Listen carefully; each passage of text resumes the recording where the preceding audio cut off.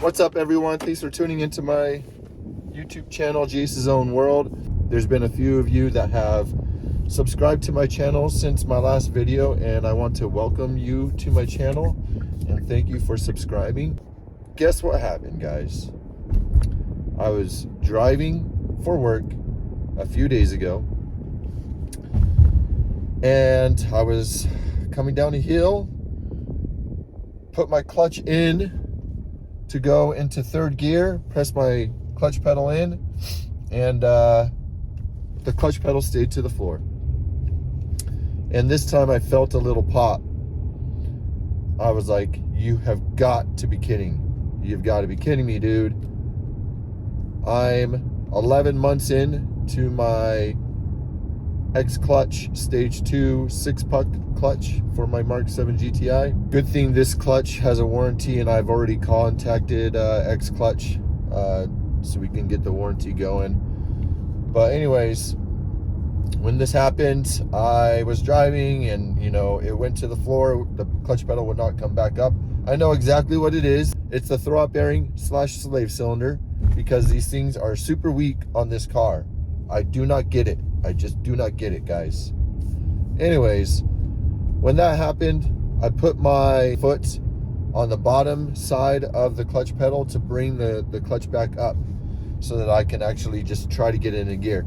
So I was able to get it into third gear, and I was able to give it a little bit of gas. And then I went to fourth gear, pressed the clutch in, hoping that it was just a minor fluke and that I would be able to get by for the day. Nope. The clutch went directly to the floor, so it basically completely destroyed itself. It destroyed itself. With my past times that this has happened, the clutch pedal would stick, but it wouldn't stay at the floor. I would put the clutch pedal in, I would let it go, and it would stick like right there, and I would be able to get it up, and I would be able to drive at least a little bit, not super aggressively, but I would at least drive a little bit. This time, nope, the clutch just stayed completely flat to the floor. So I knew, and when I felt that pop, I knew it was just toast. I knew that throw-up bearing / slave cylinder was just completely toast. Well, when I went to put it into fourth gear from third, like I said, it went to the floor, and then I immediately popped it into neutral, and I tried to put my foot underneath the clutch pedal again to bring it up, and I was able to bring it up. But then when I brought it up, this is something that's never happened with me before with this car. When I brought it up, it was going like the clutch was rubbing against each other so hard that it was making a crazy squealing sound. I've never had this happen in my car before. It was making a crazy squealing sound. And then I started to notice that there was smoke coming from my hood. And that was because the clutch plate is rubbing against something in there, most likely the flywheel. So now the flywheel is completely shot, right? And it's just going to where it won't disengage from itself, basically. And so it's just grinding away, creating crazy smoke, to the point where there's smoke coming from my engine bay, and it was just crazy. And then I could smell like crazy clutch smells. It was something I've never smelled before, because I've never had a clutch go this bad on me. So another clutch has gone down. So now it's been, the OEM clutch was toast a long time ago. DKM stage 2, that the first one lasted me about 50,000 miles or 55,000 miles, I forget, but it was around there. That was the second clutch. The third clutch was another DKM stage 2. That one failed within 12,000 miles or 10,000 miles, something like that, because of the throw-up bearing / slave cylinder failing on me. The fourth clutch was a South Bend stage 3 endurance. That one lasted me like 7,000 or 8,000 miles, or something like that, because the throw-up bearing / slave cylinder failed on it. The fifth clutch, holy crap, I'm doing it now. OEM, DKM, South Bend, Wow.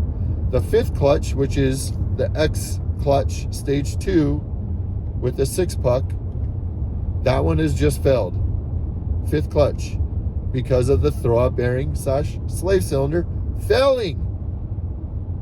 So that's three aftermarket clutches in a row where the throwout bearing / slave cylinder has failed on this car.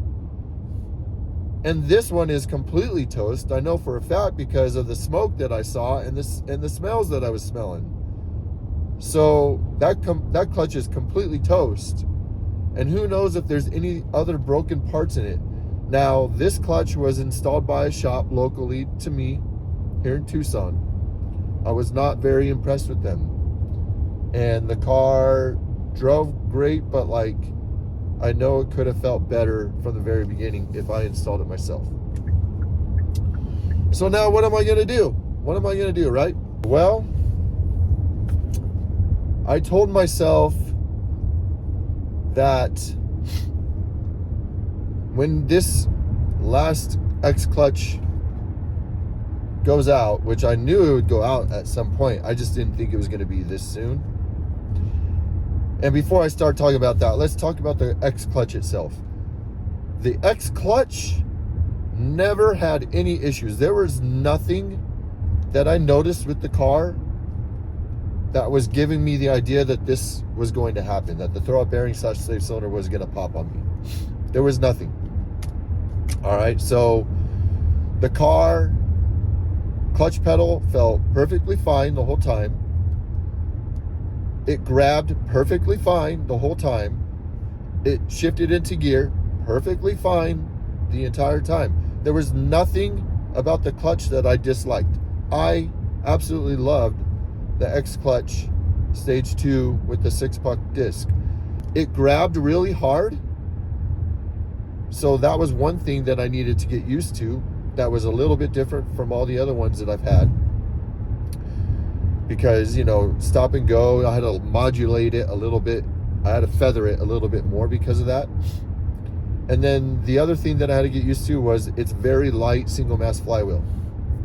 And so that one, it revved super fast and the revs dropped super fast compared to anything South Bend that I've had or DKM or anything else. So I had to get used to those two things, but they were not gripes that I had. I was completely fine with them, and within a few weeks, I was able to get used to it. Okay. So I am not saying that it was an X clutch fault. I'm basically saying that the same thing that I've been saying the whole time. The design that VW made with these throwout bearing / slave cylinders are horrible. They are the weak point of the clutch system. Everything else would be perfectly fine if they didn't design that the way that they did. That's what I'm saying. Because there are too many failures happening with these throwout bearing / slave cylinders. And if they were just placed on the outside like so many ordinary clutches, at least a slave cylinder, there would not be this many issues, okay? Well, let's get back to what I'm going to be doing about the car. So I told myself that when the throwout bearing / slave cylinder on the X clutch was going to fail, because I knew it was going to fail, because it just seems to happen on a yearly basis now. I told myself when that happened, I am no longer going the single mass flywheel route. And so I looked up options with a dual mass flywheel. And it seems that there are many people running more power than I am, more torque, that are running the Sachs Performance clutch kit. As many of you know, and if you don't know, Sachs is the original manufacturer company that makes the original OEM clutch for this car. They use a dual mass flywheel setup. So the Sachs Performance, also known as the SRE, I believe, if they're not the same, they're very similar. So the Sachs Performance basically has a little bit stronger pressure plate over OEM, as well as a stronger disc over OEM. So it can hold up to like a little over 400 foot-pounds of torque. And it utilizes the dual mass flywheel. So so there's a lot of people that are running this clutch, that are running like hybrid setups, that are perfectly fine for it, for pull after pull after pull after pull. Some of them are drag racing them and they have no issues. A lot of people are tracking them, but most of them are doing roll races. And if you know Jewel City on YouTube, he's been running this clutch and he loves it, and he's running a lot more power than I am with my IS-38 and the water method injection tune. So I decided to go back to that because I really want that OEM clutch pedal feel back. I also feel like with the way that I drive my car now, it's not bad, but I drive my car in a lot of stop and go traffic. And when I'm in this stop and go traffic, I have to feather the clutch quite a bit. And because these last 3 performance clutches that I've had, the DKM Stage 2, the South Bend Endurance Stage 3, and the X Clutch Stage 2 with the 6-puck, they hold a lot more torque over OEM. And the way that it does it is with a stronger disc and a much stiffer pressure plate. And I am under the impression that one big reason why I am continually having these throwout bearing / slave cylinders fail on me a lot sooner than they should be is because the pressure plate specifically is so strong that it puts a lot of force on the throwout bearing / slave cylinder. And most of these kits, practically all of them that I know of, are using OEM throwout bearing / slave cylinders. I don't think these OEM throwout bearing / slave cylinders were ever designed to put that much pressure on a pressure plate for a long period of time. Now, if you think about it, if you just use your hands, for example, pretend this is the throwout bearing / slave cylinder that's going to go like this, and this is the pressure plate, okay? If this pressure plate is weak, like a OEM weak, or even the Sox Performance type of weak, I wouldn't say it's weak, but it's not as strong, it's not as stiff as these aftermarket crazy ones. Let's say it's putting the pressure on now. If there's not much strength in the pressure plate, it's going to go easy, right? And what does that easiness do? That puts a lot of relief on the throwout bearing / slave cylinder when there's not much push against it. Now, when a pressure plate is super strong, especially like the South Bend Stage 3 Endurance and the X Clutch Stage 2, when it's super strong, oh my gosh, the amount of force to press that in is extravagantly more than the OEM pressure plate. So the Sox Performance pressure plate is a little bit stiffer than OEM. So what I'm saying is, with a very stiff one like these last 3 that I've had, you know, it's going to create a lot of wear and tear on the OEM throwout bearing / slave cylinder, and they're all basically OEM. Like my X Clutch Stage 2 with the 6-puck, that uses an all metal MK7 throwout bearing / slave cylinder. So most of these kits, if not all of them, are using the OEM. So what I'm saying is, maybe the reason that the throwout bearing / slave cylinder is failing on me so much because of the driving that I do, because it's a lot of stop and go. I have to feather the clutch a lot more than people just going out there and racing the car or taking it to a canyon or whatever. Like, stop and go traffic puts way more stress on the car itself, every single component, than going out there and running it, you know, on a freeway or through a canyon or whatever. Now, drag racing also does that too, but I don't drag my car. I never launch my car. I don't do any of that. So, yeah. But I'm thinking, you know, that's why they're failing so much, because those pressure plates are so stiff that it's putting a lot of pressure. And with me, you know, going through hundreds of stoplights every single day when I'm working, that puts a lot of stress on that.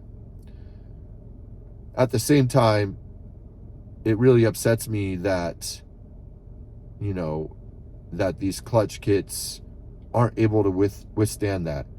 Not the clutch kits, but the OEM throwout bearing / same cylinder. If it's not up to the task of that, why are these companies including them in your kit? Why aren't they making something that's going to be able to withstand that kind of abuse, in a sense, you know, that kind of driving? I don't understand it that way.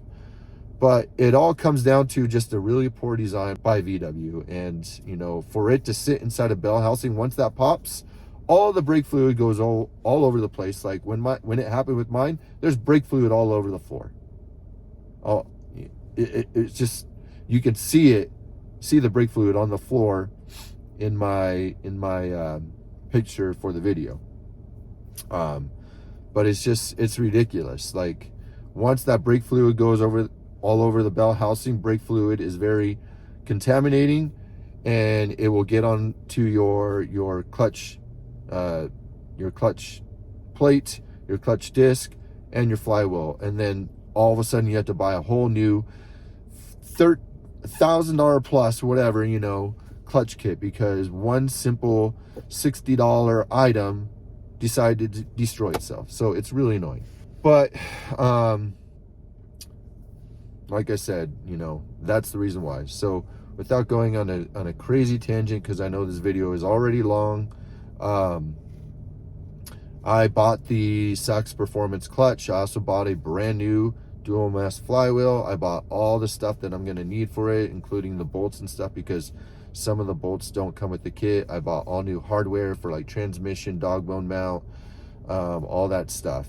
And so when that stuff arrives, I'm going to be installing that, and I'm hoping that this will relieve a lot of these issues that I'm having.